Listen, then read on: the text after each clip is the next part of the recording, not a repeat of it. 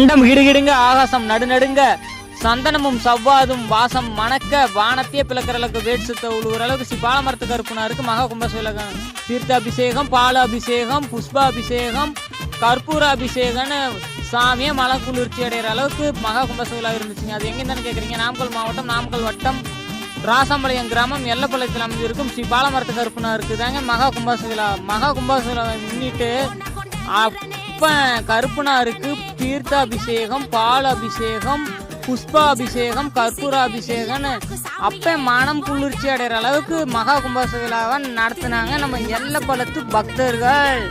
கருப்பனாருக்கு சக்தி உண்டுன்னு இன்னைக்கு தானே பார்த்தேன். அனைத்து பக்தர்களும் பக்தியில கருப்பனாரே உள்ள இறங்கி வந்து ஆடுற மாதிரி இருந்துச்சுங்க. நம்ம பக்தர்களுக்கு அருள் வந்தது. போற போக்கில் நம்ம மதன் விவசாய யூடியூப் சேனலையும் மதன் இன்ஸ்டாகிராம் பேஜையும் ஃபாலோ பண்ணிட்டு போங்க. அப்போதான் இது மாதிரி அப்டேட் உங்களுக்கு உடனே கிடைக்கும் சொந்தங்களே.